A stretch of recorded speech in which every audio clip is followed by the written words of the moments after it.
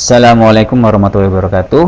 Baik, selamat berjumpa kembali anak-anak kelas 12 TKJ 1 sampai 12 TKJ 4. Materi kita hari ini adalah pembahasan soal latihan tryout yang sudah kalian kerjakan minggu kemarin. Baik, langsung saja. Untuk nomor 1 ya, perhatikan daftar peripheral berikut ini. Ada LCD, monitor, mouse, printer, dan joystick. Nah, dari pilihan di atas yang merupakan perangkat input.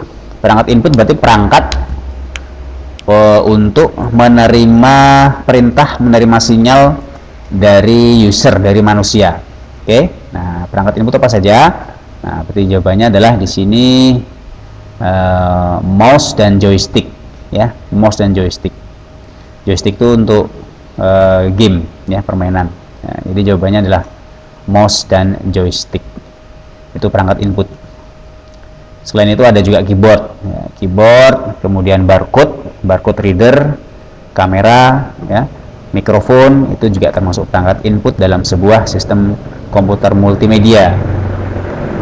Berikutnya nomor 2. Nah,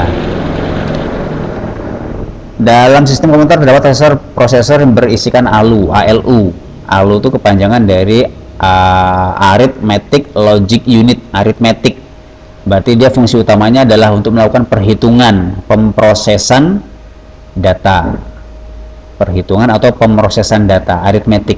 Nah, hitungnya menggunakan operasi logika. Kalau kalian pernah masih ingat, ada AND, ada OR, ada XOR, ya, ada NOT. Nah, itu adalah operasi-operasi yang dikerjakan di dalam prosesor. Nah, arithmetic logic unit. Jadi fungsi utama adalah melakukan pemrosesan data atau perhitungan data. Berikutnya ada gambar seperti ini. Nah, ini adalah gambar motherboard atau mainboard. Di situ diminta tanda nomor 1. Nomor 1 itu berarti ini, ya. Nomor 1 itu adalah soket atau port yang terhubung ke, nah, kalau kalian masih ingat, ini soket adalah soket untuk power supply, ya, power supply. Lebih tepatnya adalah power supply ATX, jenis ATX automatic. Kebanyakan CPU zaman sekarang sudah menggunakan ATX. Kalau dulu masih zaman prosesor Pentium 1, Pentium 2, itu untuk mematikan komputer, memadamkan komputer, kita harus menggunakan saklar. Jadi Windows kita shutdown, nah, Windowsnya sudah padam, tapi mesinnya, prosesor masih berjalan. Nah, itu harus dimatikan lewat saklar, ya. Nah, itu masih yang manual. Nah, sementara yang terbaru ini sampai sekarang CPU itu menggunakan teknik ATX, ya, automatic lupa saya, exchange gitu, ya. Nah, itu ketika sistem operasi dipadamkan, di shutdown, dimatikan, maka otomatis mesin, prosesor, dan kipas yang ada di dalam CPU juga ikut mati. Nah, itu adalah sistem ATX, ya. Nomor 1 terhubung ke power supply. Untuk nomor 2 terhubung ke, nah, ini adalah slot untuk RAM atau memori, ya. Nomor 3 ini adalah untuk kabel data jenis SATA, terhubung ke hard disk, ke CD-ROM. Nah, kemudian untuk nomor 4 ini disebut dengan DVI, ya. Ini terhubung ke monitor, ya. Nomor 5 ini disebut dengan VGA, Video Graphic Accelerator. Ini juga terhubung ke layar monitor. Seperti itu.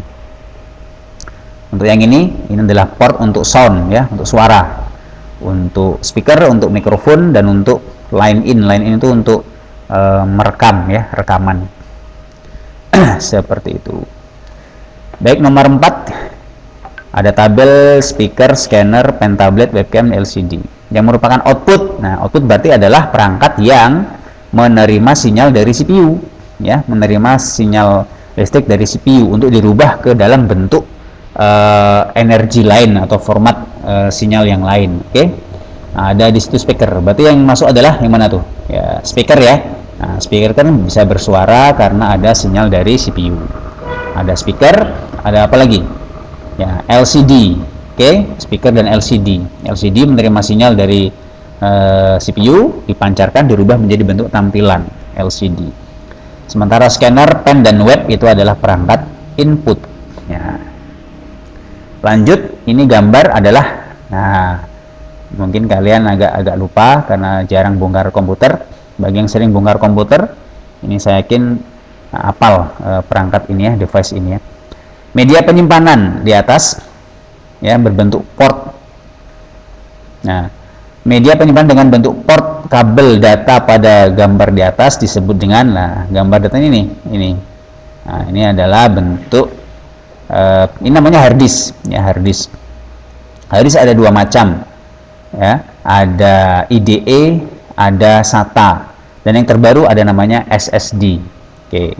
Nah, untuk data kabelnya, kabel data yang seperti ini disebut dengan IDE atau paralel atau IDE ya. Sementara yang model kecil, colokan kecil, tipis itu disebut dengan SATA. Oke. Nah, ini jawabannya adalah IDE atau paralel.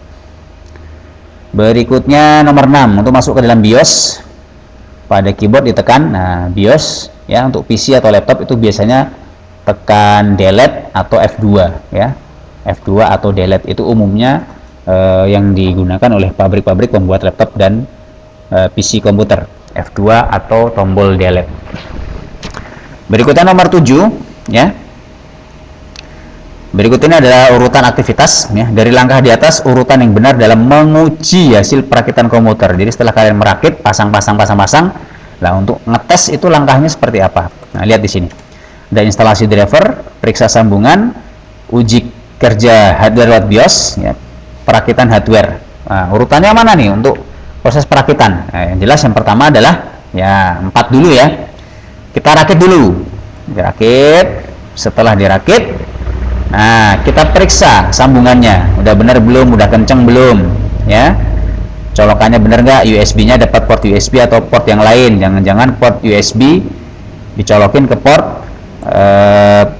VGA, kan rusak ya. Nah, kemudian setelah periksa sambungan baru, uji kinerja. Setelah dicek, baru dinyalakan CPU atau laptop, dites masuk ke dalam BIOS. Tadi tekan F2 atau delete. Ya, di situ akan terbaca. Kalau hard disknya terbaca, berarti hard disk tersambung, hardware CD-ROM terbaca, berarti sudah tersambung, dan yang lain-lain seperti RAM, memori, ya, dan kartu jaringan itu bisa dilihat lewat BIOS.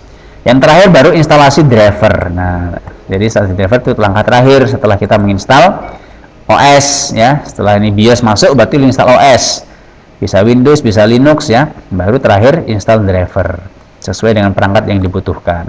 Printer kah, webcam, kamera ya, dan lain-lainnya. Ya, jadi urutannya adalah 4 2 3 1.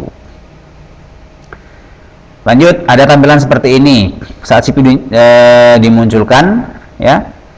Nah, ada tulisan no video input signal. Nah, ini apa penyebabnya nih? Nah, ada masalah apa nih? Nah, masalahnya adalah seperti ini.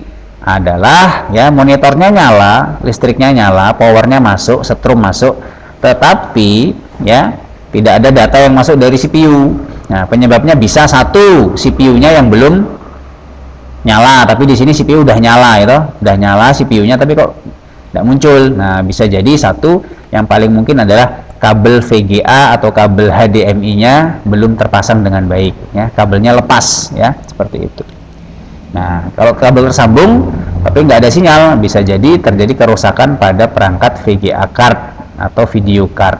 Nah, ya, yang paling umum adalah ini kabelnya lepas atau belum terpasang dengan baik. Nah, itu penyebab utamanya. Oke. Lanjut, di sini ada gambar seperti ini. Tampilan saat booting komputer laptop muncul seperti ini. CMOS checksum error default loaded, ya. Nah, kemungkinan besar penyebabnya apa? Dilihat nih. Ini normal. Ini adalah IDE, ini dia pembacaan untuk hard disk, ya. Di sini ada komputer ini kebetulan punya 5 colokan untuk hard disk, ya. Berarti bisa dipasang 5 hard disk, ya. Yang keempat terbaca WDC, ini merek kode untuk hard disk. WD ini biasanya apa ya mereknya ya? WD ya, WD Store ya. Kemudian untuk CMOS checksum error, ini berarti kemungkinan terjadi kerusakan baterai pada CMOS. Kemungkinannya adalah baterai CMOS-nya habis, ya. Nah, kalau baterai CMOS habis, sebetulnya komputer masih bisa nyala, cuma nanti settingan jam, tanggal, dan waktu itu bisa mengalami error, harus disetting dulu, ya, setting ulang. Nah, untuk yang zaman sekarang, kalau jamnya itu rusak atau error, itu biasanya browser tidak mau connect ke internet, atau internetnya akan padam secara otomatis. Nah, disconnect. Oke? Jadi penyebabnya adalah baterai CMOS habis atau padam atau mati. Solusinya ya ganti baterai ya, sekitar 20 sampai 30 ribu harga di pasaran. Bisa dilepas, dibuka CPU-nya, copot baterainya baterai jam seperti itu, bentuknya seperti koin, bawa ke tukang jam, toko elektronik, beli di sana, pasang lagi. Oke. Berikutnya nomor 10, ada daftar nama OS ya, ada Windows 8, 10, Debian, FreeBSD, macOS. Nah, yang merupakan open source. Open source ini berarti OS yang bersifat gratis, kodenya terbuka, boleh dikembangkan siapa saja, boleh dioprek, dimodifikasi oleh siapa saja. Open source ya. Nah, lisensinya open source. Nah, dari 5 ini yang termasuk open source yang mana? Nah, yang kita ketahui yang termasuk open source adalah Linux ya, Linux, Debian, dan mana? Ya, dan FreeBSD. FreeBSD sama Linux, Debian 3 dan 4. Sementara Windows 8, 10, macOS adalah bersifat closed source atau berbayar ya. Jadi kalau mau pakai harus bayar, harus beli. Kalau Linux, Debian cukup kita copy bisa, gandakan bisa, download juga bisa. Tidak ada lisensi harus membayarkan untuk mewajibkan kita untuk membayar sistem operasi tersebut ya. Begitu. Nomor 11 yang merupakan contoh sistem operasi komputer yang bersifat closed source. Nah, ini lawannya open source. Yang mana tuh? Nah, itu adalah ya ini ya, contohnya ada Windows ya, Windows 10, ada macOS punyanya Apple ya, atau OS 2. Nah, itu adalah bentuk-bentuk contoh yang berbayar. Kalau Android gimana? Nah, Android itu contoh yang gratis ya. Makanya kenapa handphone Android, perangkat Android itu cenderung lebih murah daripada punyanya Apple, karena tadi Apple OS-nya sendiri aja udah mahal ya, dia mahal di OS dari aplikasi. Sementara Android dia istilahnya cuma jual hardware ya. Open source-nya Android-nya gratis seperti itu. Berikutnya nomor 12 tuh. Perhatikan urutan langkah instalasi Linux di bawah ini. Yang pertama partisi hard disk, yang kedua instalasi bootloader, 3 setup BIOS, keempat instalasi driver peripheral. Nah, yang merupakan urutan benar. Yang benar tuh mana sih kalau mau install Linux? Ya, install Linux, install Windows atau OS yang lain itu sama saja langkah-langkahnya ya. Yang pertama apa? Yang pertama ya jelas adalah setup dulu BIOS-nya. Kita atur dia booting dari mana? Dari flash disk, dari hard disk, dari CD-ROM ya, dari kaset atau dari jaringan. Setup BIOS dulu ya. BIOS masuk, habis itu ya prosesnya yang paling dekat adalah partisi hard disk.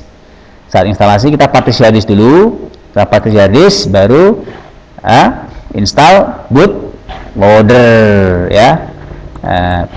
Maaf, oh ya, kalau Linux dia driver dulu ding ya, install driver dulu, terakhir baru bootloader ya. Nah, berarti 3142. Berikutnya nomor 13 dari daftar di atas yang merupakan langkah benar membuat user baru pada Windows 7. Nah, yang mana nih? Nah, ya. Ini adalah yang pertama jelas ya, masuk kontrol panel dulu ya. Masuk kontrol panel, kemudian kedua pilih user account family ya, 21. Kemudian ya add remove, baru terakhir create new account ya, 2143 seperti itu di Windows 7. Lanjut nomor 4, ini adalah langkah-langkah install sistem operasi ya, merupakan langkah yang benar tahap instalasi Windows 8. Yang mana nih? Sama ya, BIOS dulu masuk. Nah, setelah masuk BIOS baru install partisi hard disk yang paling dekat, partisi hard disk. Setelah partisi hard disk ya, masukkan serial number, terakhir driver peripheral ya, 3421. Nomor 15, perhatikan tampilan berikut ini ya. Saat muncul install Linux muncul seperti ini, file bla bla bla bla bla bla bla bla. Nah, ini apa yang mesti dilakukan ya? Nah, tampilan ini muncul pada saat proses apa? Tampilan seperti ini. Nah, jawabannya pada saat proses booting ya. Booting, hati-hati nggak pakai N ya. Booting, boot atau nyala. Jadi saat nyala dia ngecek semua perangkat. Nah, ketika dia berfungsi dengan baik, maka statusnya oke. Jika saat ada kesalahan, dia muncul statusnya failed, gagal. Berikutnya nomor 16, muncul tampilan seperti ini, mirip-mirip. Ada pesan error pada sistem operasi Linux di atas. Nah, penyebabnya apa? Nah, errornya mana? Nih. Nah, determining IP information for ETH0 valid. Artinya apa? Penentuan IP address pada ETH1, Ether1, kartu jaringan 1 itu valid, gagal. Nah, penyebabnya apa? Nah, berarti ini ada kesalahan setting IP pada ETH0. Oke? Nah, kesalahan setting IP. Atau kalau ETH0-nya dibuat DHCP atau automatic, berarti dia sedang tidak memperoleh IP address dari DHCP server. Oke? Nah, sehingga valid. Intinya IP-nya tidak tersetting dengan baik di perangkat ETH0. Oke? Lanjut nomor 17. Berapakah jumlah IP host? 1.16.25. Nah, ini. Kuncinya di sini, 125. Ingat, 125 format panjangnya adalah 255.255.128. Nah, 128. Jumlah host maksimalnya berapa yang valid? Nah, tinggal dikurangi aja. 128 ya dikurang 2 ya. Tahunya dari mana, Pak? Ya, pengelompokan ya. Masih ingat kalian kalau di sistem pengelompokan pengurutan IP address ya. Baca lagi materi subnetting. Kalau kita urutkan ya, ini IP-nya sudah 172.16.00 sampai 172.16.0.255. Diambil 125, 128, berarti diambil 128 IP dari 0 sampai 127, subnet atas, subnet bawah 128 sampai 255. Nah, satu subnet yang valid itu dia mengcover berapa host? Ya, jawabannya adalah 128 dikurangi 2. Network yang broadcast yang nggak dipakai, berarti sama dengan 120-an 6 host, IP host yang bisa dipakai. Lanjut nomor 18. Nih, topologi apa tuh? Nah, kayak gini. Nah, ini adalah topologinya, adalah jenisnya mesh, M-E-S-H, mesh ya, mesh. Ini bentuk bintang, Pak. Ya, bentuk bintang, tapi kalau semua titik tuh terhubung, hampir terhubung semua secara point to point ya, itu berarti adalah cirinya adalah mesh ya, mesh. Kalau point to point itu cuma 2. Kalau star itu ada switch atau access point di tengah tapi nyebar. Nah, kalau seperti ini itu adalah mesh. Jadi tiap komputer bisa langsung terhubung secara langsung. Misalnya ini dengan ini bisa lewat jalur ini dengan itu bisa lewat jalur ini. Nah, jadi nggak harus urut dulu ya. Kalau nggak ada tengahnya itu disebut dengan topologi ring atau token ring, cincin ya. Seperti itu. Lanjut, ada data urutan seperti ini. Layer OSI. Nah, layer OSI yang bertugas mendefinisikan IP address layer berapa. Kalau kita ngomong IP address, berarti ada hubungan dengan network ya, berarti layer network ya.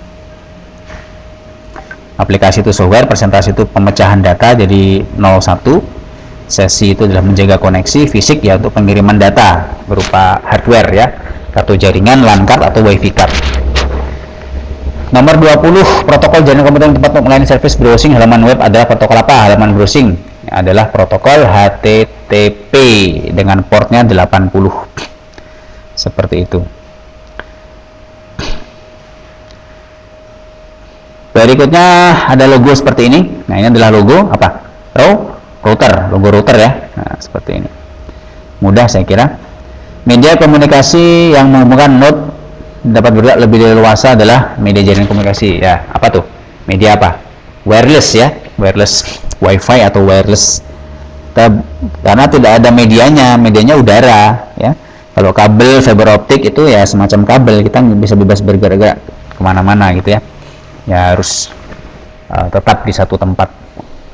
Lanjut nomor 23, merupakan MAC address yang salah. Nah, yang salah MAC address itu adalah MAC address penulisannya kombinasi antara huruf dan angka heksadesimal ya, 0 sampai 9 ditambah A sampai F. Kemudian nah contohnya ini contohnya.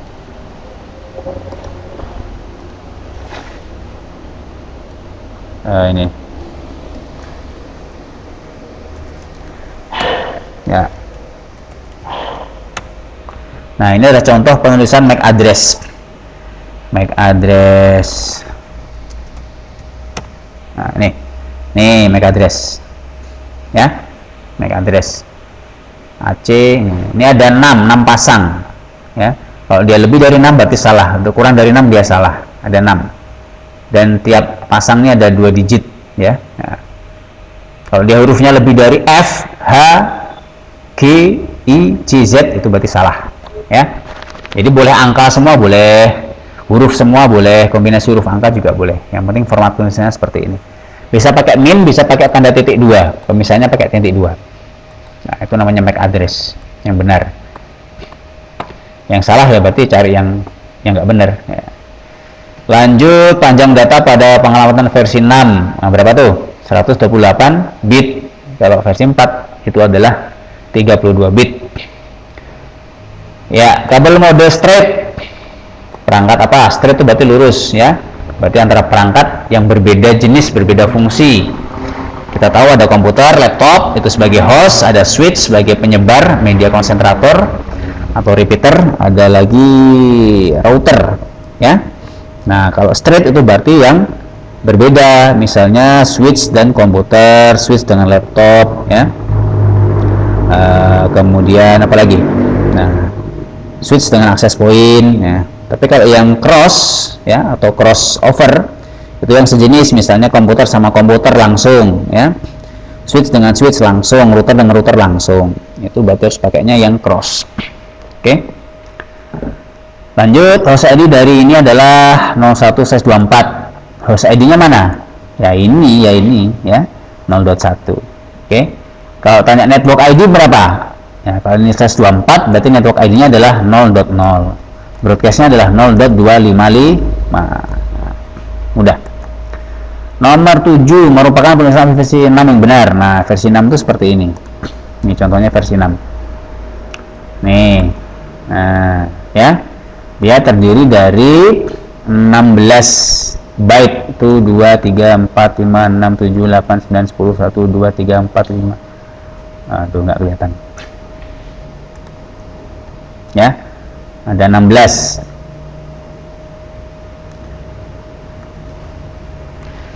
pasang.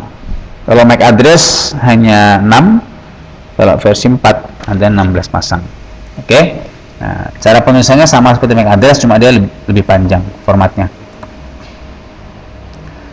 Dua buah LAN berbeda subnet ingin dihubungkan agar dapat saling berkomunikasi. Perangkat yang paling tepat untuk menghubungkan kedua LAN, nah, hubungan antar dua LAN apa? Adalah router, ya. Router. Kalau sesama LAN di dalam internal LAN bisa pakai switch atau access point, tapi kalau berbeda network bisa menggunakan router. Dan yang pakai router, ya. Lanjut 29, perhatikan topologi di bawah ini. Di situ ada router, 2 network, 2 LAN, ya. 192 dan 100 ya. Alamat gateway yang tepat diberikan pada mesin server dengan IP 100.102. Nah, ini gateway-nya berapa nih? Kita tahu jaringan WAN itu, ya, pakai routernya harus ada gateway, ya. Beda kalau LAN gini nggak perlu gateway. Tapi kalau udah pakai router, dia pengen saling terhubung, beda IP ini, beda network ini, beda kelas ini, maka dia harus kasih gateway. Kliennya atau workstation-nya harus punya gateway. Gateway-nya kemana? Ya mengarah ke arah router. Kita lihat di sini router punya 2 IP, 192.0.8.01 dan 100.100.1. Nah, so yang ditanya yang 100.102, gateway-nya kemana? Ya lihat, seret mengarah ke 101, berarti gateway-nya adalah 100.1. Kalau yang ini, berarti gateway-nya adalah 192.0.8.0.1. Ini juga sama, 0.1 mengarah ke routernya. Lanjut. Nah, dari atas, agar komputer PC ini berarti dapat membuat halaman web, membuka halaman web indonesia.co.id, berarti yang mana? Ini, ya. Nah, harus diberi DNS yang berupa alamat berapa. Nah, agar mereka bisa buka ini, bisa buka ke sini dengan menggunakan nama domain, nggak pakai IP tapi nama domain. Nah, dan nama domain tersimpan di dalam sebuah DNS server, ya. Sebuah domain itu adalah tersimpan di dalam sebuah DNS server. So, Di sini gateway-nya mengarah ke situ, ini belum ada IP-nya, mengarah ke situ gateway-nya. Sementara DNS servernya mengarah ke 200.200.2. Ini sama, DNS servernya 200.200.200.200.200.2. Sehingga nanti dari sini dia bertanya, 202 Indonesia.com, Indonesia.co.id IP-nya berapa? Dia punya catatan di sini. Oh, Indonesia.co.id IP-nya 100.2. Nanti langsung dia menghubungi ke 100.2 sehingga tidak terjadi nyasar ya. Itulah fungsi bertanya. DNS server untuk bertanya alamat IP. Oke. Berikutnya ada gambar seperti ini, ada klien internet server. Agar klien bisa mendapatkan informasi halaman web dari server seperti gambar di atas, maka web server terinstall aplikasi apa? Ini pengen buka web. Di sini harus ada install apa? Nah, kalau dia Linux dia bisa pakai Apache, kalau dia Windows bisa pakai IIS ya. Web server Apache 2 atau Lite HTTP atau menggunakan IIS kalau dia Windows. Oke. Amati kode berikut. Nah, dari di atas tampilan muncul dari web browser ada apa? Tulisan apa? Web browser. Ya. Backgroundnya warna yellow, rata tengah, fontnya warna merah, tulisannya Halo Indonesia tebal gede. Nah, ya. Itu yang dipilih. Amati kode berikut. Nah, tulisan SMK Jaya muncul dengan warna apa? SMK Jaya. Lihat, SMK Jaya di sini. Font, courier, size, colornya yellow. Warna apa berarti? Warna kuning ya, warnanya kuning. Kalau yang SMK bisa dia green, berarti warna hijau. Nah, jadi SMK Jaya diupdate oleh tag font ya, tag pembuka font dengan atributnya face, size, dan color ditutup dengan font. Yang berubah adalah SMK Jaya. Lanjut, untuk mendapatkan tampilan tabel 2 kolom dan 2 baris. Ya, berarti apa? TR-nya ada 2, TD-nya juga ada 2 ya. TD itu berarti table division, itu dia adalah membuat cell ya. Sementara TR itu membuat table row, untuk membuat baris. Lanjut, untuk menambahkan gambar pada halaman web digunakan tag berupa nambahkan gambar. Berarti apa? IMG SRC ya. IMG SRC sama dengan nama filenya. Lanjut, contoh tag yang menambahkan hyperlink. Hyperlink itu apa? Ya link. Berarti apa? ahref ya. Nah, berarti ya tagnya adalah ini. Href, dia mengarah kemana? Misalnya www.google.com ya. Dan di sini teksnya link ke Google. Nah, seperti ini ya. Nah, ini adalah tag membuat link, sebuah link pada hypertext HTML. Oke. Contohnya seperti ini. 37 merupakan potongan kode HTML. Di mana terdapat kesalahan kode, ada yang salah. Formulir tidak dapat bekerja menyimpan database. Contoh berupa, lihat, form action simpan HTML method post username bla bla bla bla. Mana yang salah? Yang salah ini. Harusnya apa? Di sini tidak boleh HTML, harusnya adalah .php atau .asp ya. Kenapa? Karena HTML itu tidak bisa mengirimkan langsung data untuk disimpan ke dalam database ya. HTML hanya menerima tampilan, menampilkan tampilan. Oke, di sini. Salahnya di sini. Lanjut, file HTML tidak dapat mengakses database secara langsung. Untuk dapat mengakses dimatikan dengan tadi PHP ya. PHP. 39. Seluruh teknik memperindah tampilan halaman web adalah yang menggunakan JavaScript bisa, CSS bisa. Perhatikan kode berikut. Kesalahan terletak pada, nah lihat, head title betul, body BG color. Nah di sini ya, kalau BG color itu dia bukan nama file tapi apa? Nama warna. BG color dalam kurung tanda petik di sini green, white, yellow, red gitu ya. Jadi bukan gambar. Tapi kalau kita menghendaki backgroundnya itu sebuah gambar, maka atributnya diganti bukan BG color tapi apa? Background. Body spasi background sama dengan green JPG, mobil JPG, dan seterusnya. Ya, itu pembahasan untuk latihan tryout. Silakan dipahami, semoga bermanfaat. Terima kasih. Assalamualaikum warahmatullahi wabarakatuh.